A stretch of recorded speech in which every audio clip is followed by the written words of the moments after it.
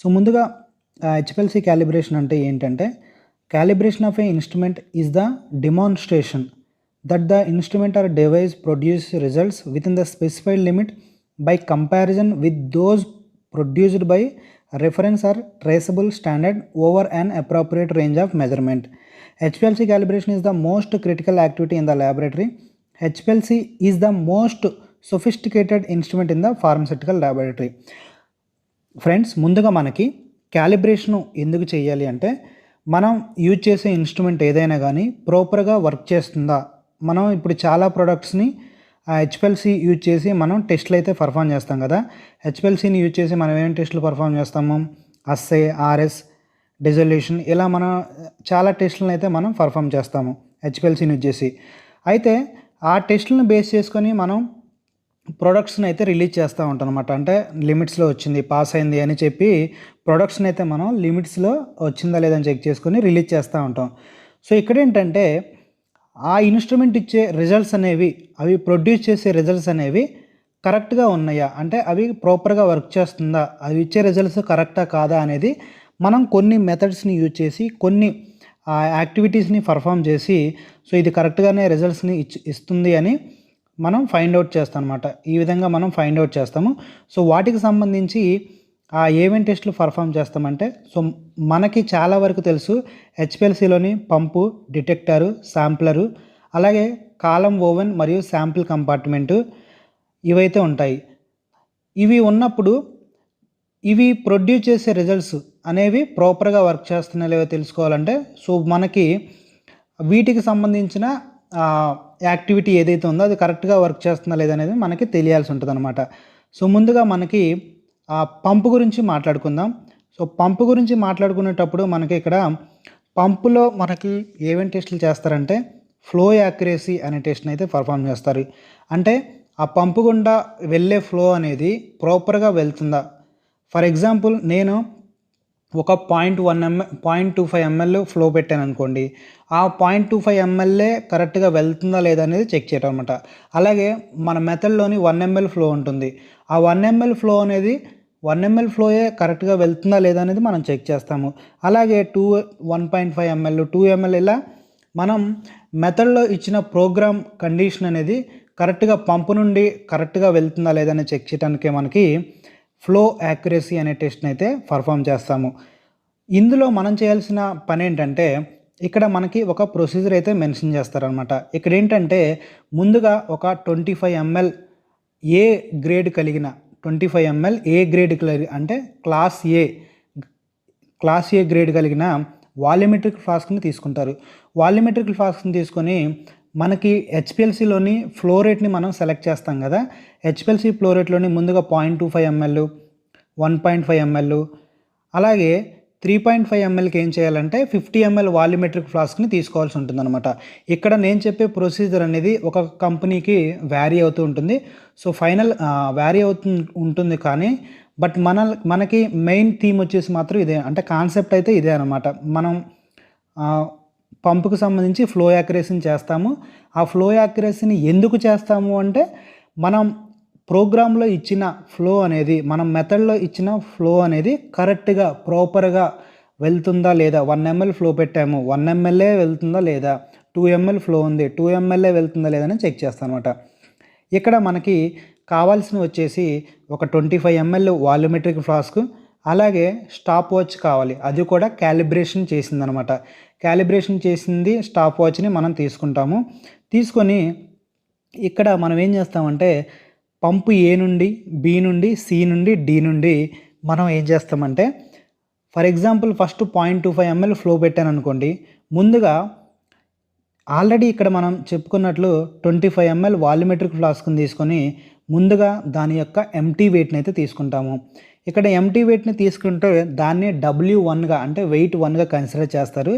అలాగే మనం ఏం చేయాలంటే, తర్వాత ఏం చేయాలంటే 1 ml ఫ్లో పెట్టి ఆ స్టాప్ వాచ్ని కరెక్ట్గా స్టాప్ వాచ్ని కరెక్ట్గా మనం టైం అనేది సెట్ చేసుకుంటాం అనమాట. టైం అనేది సెట్ చేసుకొని ఒక 5 minutes టైంని సెట్ చేసుకున్నట్లయితే, ఆ 5 minutes టైం సెట్ చేసుకొని ఆ 5 minutesలోనే ఆ 25 ml ఫ్లో నుంచి ఆ వాల్యూమ్ని మనం కలెక్ట్ చేస్తాం. అంటే ఆ వాల్యూమెట్రిక్ ఫ్లాస్క్ని అక్కడ అవుట్లెట్ దగ్గర పెట్టి మనం ఫ్లో అనేది బయటకు వస్తుంది కదా, అవుట్లెట్ దగ్గర మనం ఆ వాటర్ని కలెక్ట్ చేస్తాం. అంటే మనం ఇక్కడ వాటర్ని అయితే మనం తీసుకుంటాం అనమాట. ఫ్లో రేట్ యాక్యురసీకి వాటర్ని పెట్టి అన్ని ఛానల్స్ అందుట్లో పెట్టి మనం ఏబిసిడి నుంచి అయితే మనం ఇస్తూ ఉంటాం కదా. సో ఇక్కడ ఏ W1 ప్లస్ W2 ఎప్పుడవుతుందంటే ముందుగా ఇనీషియల్గా ఎంటీ వాల్యూమెట్రిక్ ఫ్లాస్క్ని తీసుకుంటాం కదా అది, మరియు W2 వచ్చేసి అందులో ఉన్న వాటర్, ఆ వాల్యూమెట్రిక్ ఫ్లాస్క్లో మనం వాటర్ పడతాం కదా, ఆ రెండింటిని వెయిట్ తీసుకున్నట్లయితే అది W2 అవుతుందన్నమాట. ఇక్కడ మనం వెయిట్ తీసుకున్నప్పుడు W2 minus W1 is equal to వచ్చేసి మనకి W3 అవుతుందన్నమాట. W2 మైనస్ మరియు W1 ఈ రెండు వెయిట్ సెకండ్ తీసుకున్న వెయిట్ మరియు ఫస్ట్ తీసుకున్న వెయిట్ని మైనస్ చేస్తే మనకి W3 వస్తుంది. తర్వాత ఇక్కడ ఏ అంటే ఏంటంటే volume of water in ML. ఇక్కడ మనకి వాల్యూమ్ ఆఫ్ వాటర్ 0.99602 అనేది వచ్చేసి వాటర్ యొక్క డెన్సిటీ అనమాట. ఈ వాటర్ యొక్క డెన్సిటీ అనేది టెంపరేచర్ని బట్టి చేంజ్ అవుతూ ఉంటుంది. ఇలా మనకి అబ్జర్వ్డ్ ఫ్లో రేట్ అనేది A/Bగా మనం కన్సిడర్ చేస్తాము. మనకి ఏదైతే వచ్చిందో వెయిట్ ఉంటుందో సో దాన్ని ఇక్కడ మనం క్యాలిక్యులేషన్ చేసుకుంటాం అనమాట. సో ఇక్కడ మనం క్యాలిక్యులేషన్ చేసుకునేటప్పుడు 0.25కి ఎంత లిమిట్ ఉండాలి, ABCD ఛానల్స్ నుంచి 0.25కి ఎంత లిమిట్ ఉండాలంటే 0.2475 నుంచి 0.2525 ఈ రేంజ్లో ఉండాలన్నమాట. అలాగే 1.5 ml ఫ్లోని మనం ఒకసారి తీసుకుంటే ఇది 1.485 నుంచి 1.515 ml అయితే రావచ్చు అనమాట. సో మనకి ఇక్కడ ఈ క్యాలిక్యులేషన్ని అప్లై చేస్తే మనకి సో అక్కడ వెయిట్ అయితే వస్తుందన్నమాట.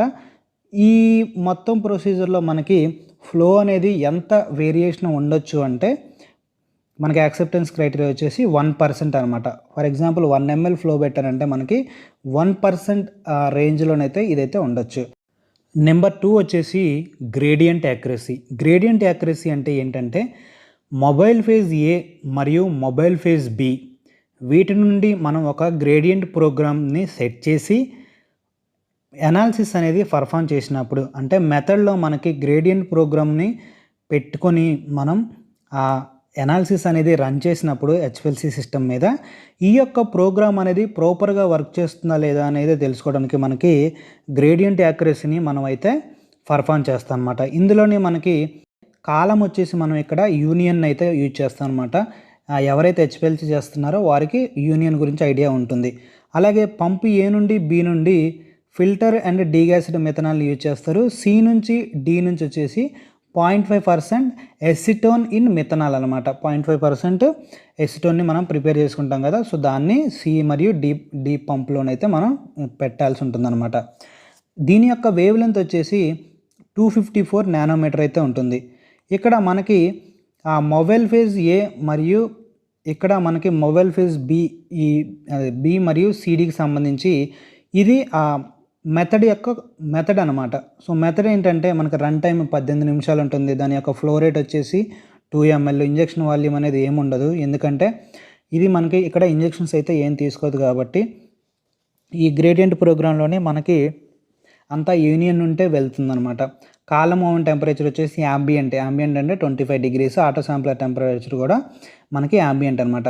ఒకసారి మనం చూసుకున్నట్లయితే మనకి ఇది గ్రేడియంట్ ప్రోగ్రామ్ మెథడ్ అనమాట. సో ఇది ఆల్రెడీ మనకి వ్యాలిడేషన్ టైంలోనే దీన్ని అప్రూవ్ చేసి మనకి క్వాలిటీ కంట్రోల్ డిపార్ట్మెంట్కి తెస్తారు కాబట్టి సో ఇందులోనే మనకి డిఫాల్ట్గా మనం ఈ మెథడ్ని అయితే ప్రోగ్రామ్స్ సెట్ చేసుకుంటాం అన్నమాట. ఈ మెథడ్ని ప్రోగ్రాంలో సెట్ చేసుకొని సో మనం దీన్ని అయితే పర్ఫామ్ చేస్తాం అనమాట. సో ఇక్కడ మనం చూసుకున్నట్లయితే మనకి మొత్తం 18 నిమిషాల రన్ టైం అయితే ఉంటుంది. ఏ పోర్ట్ నుంచి ఫస్ట్ 16 నిమిషం దాకా మనకి 45, బి నుంచి 45 ఇలా వెళ్తుంది, డి నుంచి 10% అయితే వెళ్తుంది అనమాట.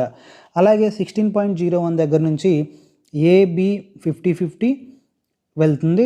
18 దగ్గరకు వచ్చేసరికి ఏబి నుంచి 50-50 వెళ్తుంది. ఇలా వెళ్ళినప్పుడు మనకి ఒక గ్రాఫ్ అయితే ఫామ్ అవుతుందన్నమాట. సో మనం సీక్వెన్స్ పెట్టుకొని అందులోనైతే మనం దీన్ని పర్ఫామ్ చేస్తాము. ఇక్కడ క్యాలిక్యులేషన్ పార్ట్ వచ్చేసి మనకి ఏంటంటే మనం ఇక్కడ ఏం మెజర్ చేస్తున్నాము, ఏబిసిడి 4 ఛానల్స్ నుంచి మనం దీన్ని అయితే తీసుకుంటున్నాం. అంటే గ్రేడియంట్ ప్రోగ్రామ్ పెట్టాం కదా, అది ప్రాపర్గా వర్క్ చేస్తుందో లేదో చూస్తాం అనమాట. ఇక్కడ మనకి క్యాలిక్యులేషన్లో ఏం చేస్తామంటే calculate the percentage of height ratio for the second ABC and third peaks వచ్చేసి ABD with respect to the first peak సి/డి. ఇక్కడ మనం ఫస్ట్ ఏం చేస్తాము, హైట్ రేషియోని మనం ఎప్పుడు మెజర్ చేస్తాం అనమాట. ఏంది గ్రేడియంట్ యాక్యురసీలని మనం ఎప్పుడైనా కానీ హైట్ రేషియోని మెజర్ చేస్తాము. ఎవరన్నా ఇంతకుముందు హెచ్పిఎల్సి క్యాలిబ్రేషన్ పర్ఫామ్ చేసి ఉంటే వారికి ఇది ఒక ఐడియా అయితే కంపల్సరీగా ఉంటుంది. మనం గ్రేడియంట్ ప్రోగ్రాంలోని హైట్ రేషియో అనేది ఒకసారి చూస్తే మీకు అయితే అర్థమవుతుంటుంది అనమాట. ఇందులోనే మనం హైట్ని మెజర్ చేస్తాం. ఎట్లా మెజర్ చేస్తామంటే ఫస్ట్ వచ్చేసి ఏబిసిని తీసుకుంటాము ఫస్ట్, తర్వాత ఏబిడిని తీసుకుంటాము with respect to the C మరియు డిని. ఫస్ట్ ఏబిసి హైట్ని, తర్వాత ఏబిడి హైట్ రేషియో, అలాగే దానితో పాటుగా సి/డి హైట్ రేషియోని అయితే తీసుకుంటారు. సో ఇక్కడ యాక్సెప్టెన్స్ క్రైటీరియా వచ్చేసి మనకేంటంటే ద రేషియో హైట్ రేషియో అనేది ఎప్పుడైనా కానీ 9.5% నుంచి 10.5% అయితే ఉండాల్సి ఉంటుందన్నమాట. ఇక్కడ తర్వాత వచ్చేసి మనకి ఆటో శాంప్లర్ గురించి మాట్లాడుకుందాం.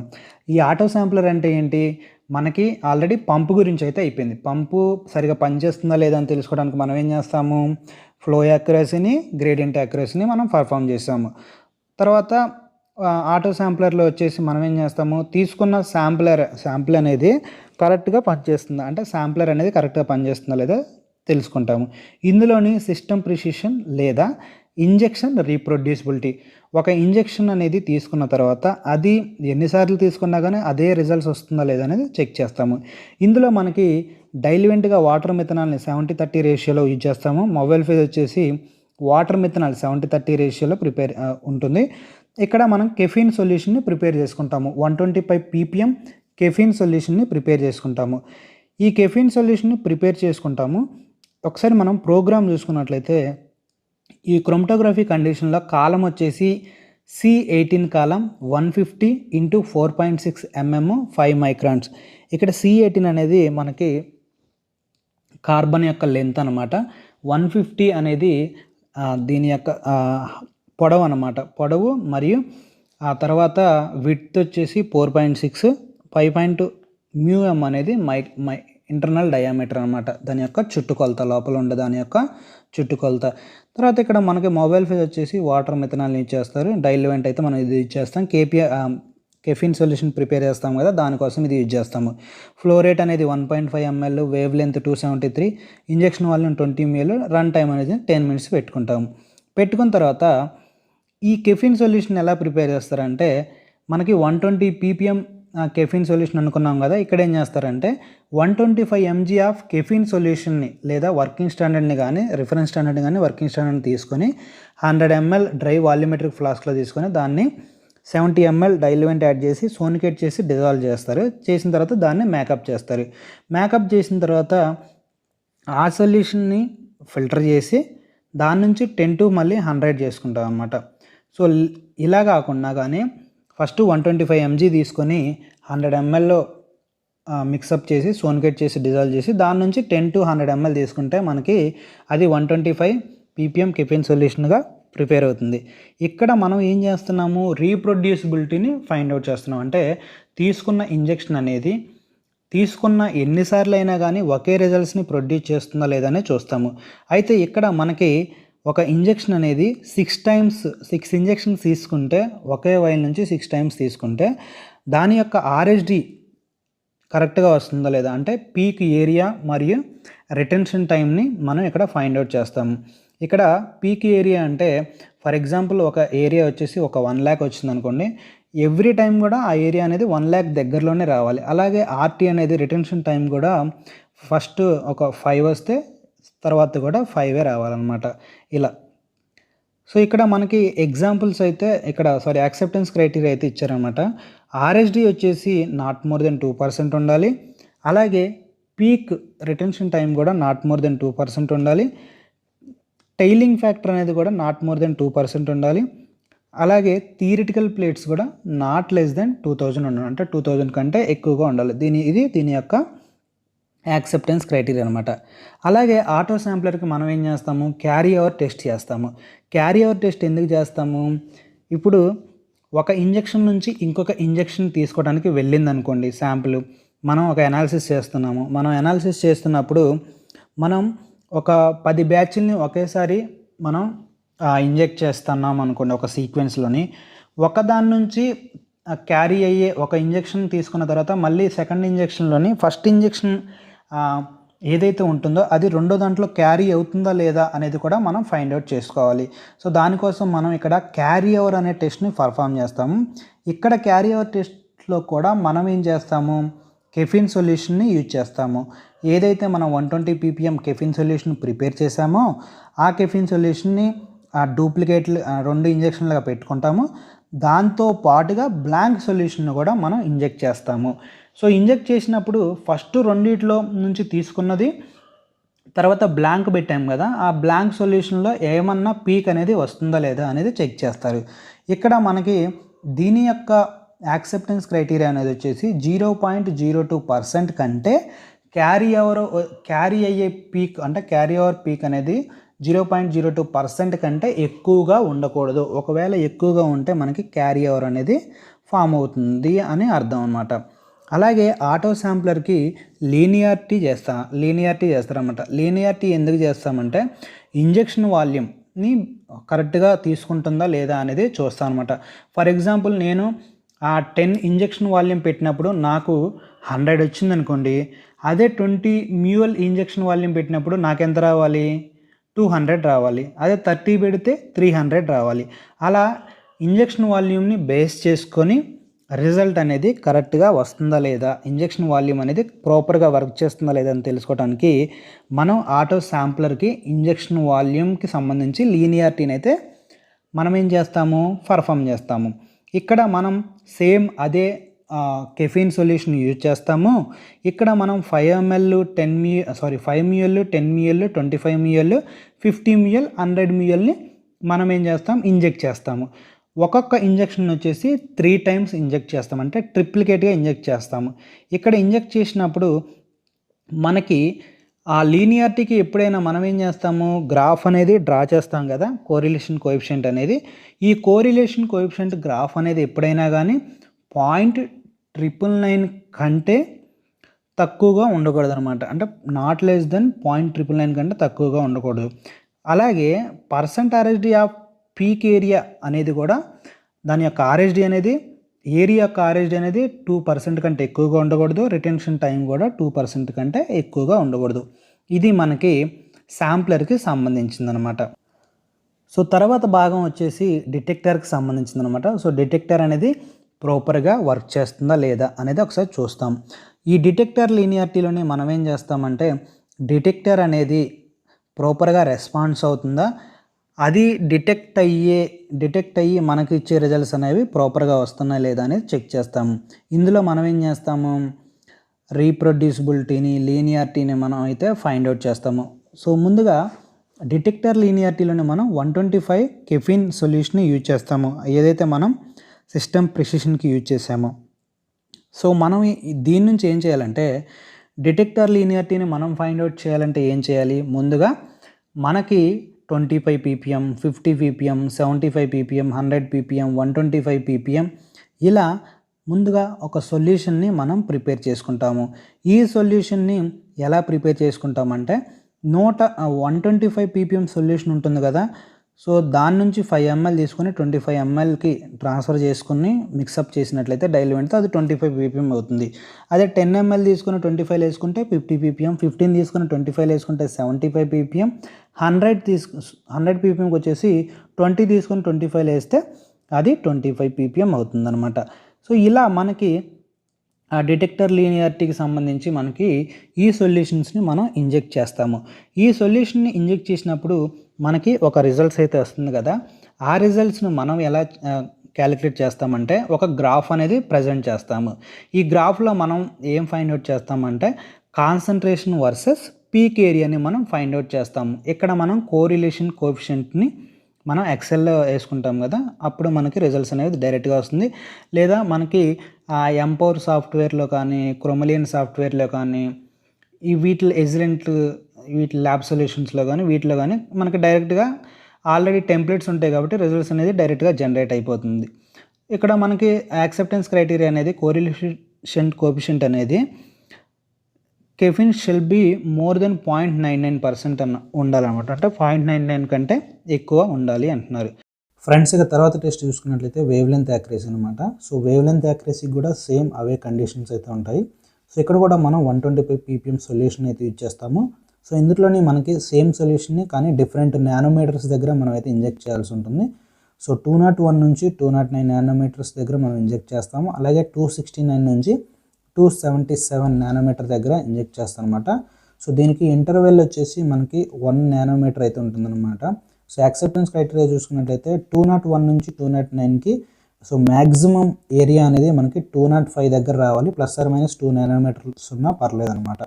అంటే 207 నుంచి 203 మధ్యలో రావాల్సి ఉంటుంది. అలాగే మ్యాక్సిమా 2కి వచ్చేసి 273 ±2 అనమాట. 275 నుంచి సో 271 ఈ బిట్వీన్లోనైతే సో మనకి ఏరియా అనేది మ్యాక్సిమం అయితే ఉండాలన్నమాట. సో ఇలా ఉంటే మనకి డిటెక్టర్ కరెక్ట్గా వర్క్ చేస్తున్నట్టు అర్థం. ఫైనల్గా మనం కాలమ్ ఓవెన్ మరియు శాంపిల్ కంపార్ట్మెంట్కి వచ్చేసాం అనమాట. సో ఇందులోనే మనకి ముందుగా కాలమ్ ఓవెన్ టెంపరేచర్ ఎలా చేయాలో ఒకసారి చూద్దాము. సో ఇక్కడ మనకి ముందుగా ఒక టెంపరేచర్ని అయితే సెట్ చేసుకోవాల్సి ఉంటుంది అనమాట. సో ఫర్ ఎగ్జాంపుల్ ఇక్కడ మనకి 20 degrees, 40 degrees, 60 degrees, 70 degrees అనమాట. సో ముందుగా మనకి కాలమ్ టెంపరేచర్ అయితే ఈ విధంగా సెట్ చేసుకొని సో ఒక డిజిటల్ థర్మోమీటర్ని అయితే ఆ కాలంలో పెడతాం అనమాట. సో పెట్టిన తర్వాత సో కాలమ్ ఓవెన్ ఎప్పుడైతే రీచ్ అవుతుందో సో ఆ రెండింటికి స్టెబిలైజేషన్ జరిగిన తర్వాత సో అందులో ఉన్న టెంపరేచర్ ఎంత వచ్చింది, సో మన డిజిటల్ థర్మోమీటర్లో టెంపరేచర్ ఎంత వచ్చింది, సో ఈ రెండింటిని మ్యాచ్ చేస్తాం అనమాట. సో ఇలా మనకి ± సో 2% అయితే ఉండాల్సి ఉంటుంది అనమాట. ఫ్రెండ్స్ ఇక తర్వాత temperature accuracy for sample compartments. So ఇందులోనే మనకి ఇక్కడ శాంపిల్ కంపార్ట్మెంట్లో కూడా సో మనం టెంపరేచర్ని అయితే చెక్ చేయాల్సి ఉంటుంది. సో ఇందులో మనకి 5 degrees, 15 degrees, 25 degrees అయితే సెట్ చేస్తాం అనమాట. సో దీంట్లో కూడా మనం థర్మోమీటర్ ఫర్ ఎగ్జాంపుల్ 5 degrees పెట్టినట్టయితే సో శాంపిల్ కంపార్ట్మెంట్లో థర్మోమీటర్ సెన్సార్ని అందులో పెట్టి సో దీనికి శాంపిల్ కంపార్ట్మెంట్ ఎప్పుడైతే 5 degrees రీచ్ అవుతుందో సో ఈ థర్మోమీటర్ కూడా 5 degreesకి రీచ్ అయిందా లేదా చెక్ చేస్తాము. సో రెండు ఒకేలా ఉన్నాయో లేవో చెక్ చేయాల్సి ఉంటుంది అనమాట. సో ఇలా మనం 15 degrees, 25 degrees రెండింటికైతే మనం చూసుకోవాల్సి ఉంటుంది అనమాట. సో దీనికి యాక్సెప్టెన్స్ వచ్చేసి మనకి సో ±2 degrees అయితే మెన్షన్ చేశారనమాట. సో ఇది యాక్సెప్టబుల్ వాల్యూ అనమాట.